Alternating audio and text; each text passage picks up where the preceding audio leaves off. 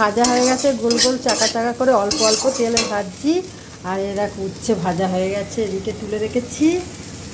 আর এদিকে ভাত হচ্ছে, ভাত ফুটছে টকবক করে। উচ্ছেটা তুলে নেব। উচ্ছে ভাজা কড়াতে নিম পাতাটা ভেজে নেব, ধুয়ে রেখে দিয়েছি। নিম পাতাটা অনেক দিনের ফ্রিজে ছিল, খারাপ হয়ে যাবে, তা আজকে ভাবলাম কি ভেজে নিই। উচ্ছে হয়েছে, নিম পাতাও করে নিচ্ছি, নাহলে খারাপ হয়ে যাবে। আলু সিদ্ধ দিয়েছি, আলু সিদ্ধ দিয়ে মাখাবো।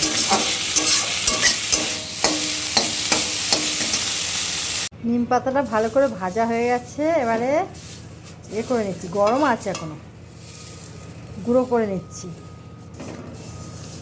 কি সুন্দর গুঁড়ো হয়ে যাচ্ছে দেখো।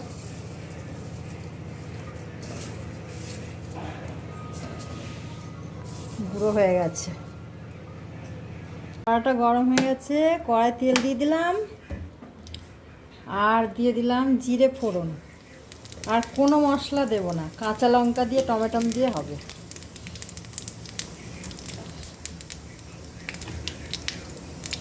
জিরেটা ভাজা ভাজা হয়ে গেছে, আলুটা দিয়ে দিচ্ছি।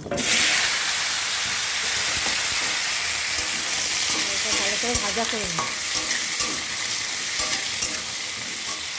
আলুটা ডাঁটা আলু তরকারি, আলুটাও ভালো করে ভাজা হয়ে গেছে। এবারে দিয়ে দিচ্ছি হলুদ,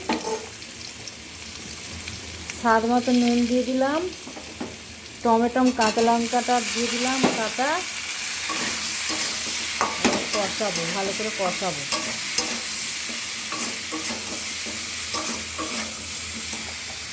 ডাঁটা আলুটা ভালো করে কষা হয়ে গেছে, আলুটা ভালো করে কষা হয়ে গেছে, এবার ডাঁটাগুলো দিয়ে দেবো।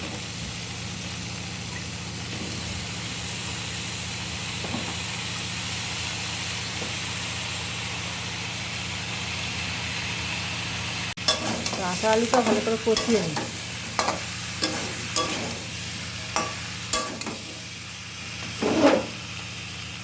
ডাঁটা আলু ভালো করে কষানো হয়ে গেছে, এবার জল দিয়ে দিচ্ছি।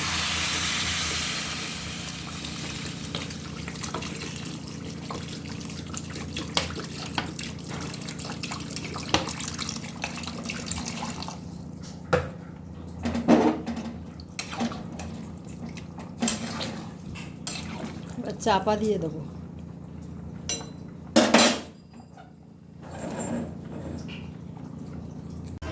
আলু আর ডাঁটাটা সিদ্ধ হয়ে গেছে, এবারে ধনে পাতা দিয়ে দিচ্ছি। আর ওই যে আমি ভেজে মশলা রেখে দিয়েছিলাম, ভাজা মশলা দিয়ে দিলাম। রেডি আমার নিরামিষি ডাঁটা আলুর তরকারি। এর যে স্বাদ না খেলে বুঝতে পারবেন না। আমি যেভাবে রান্না করছি আপনারা সেইভাবে রান্না করবেন, দেখবেন বন্ধুরা খুব সুন্দর, অসাধারণ টেস্ট।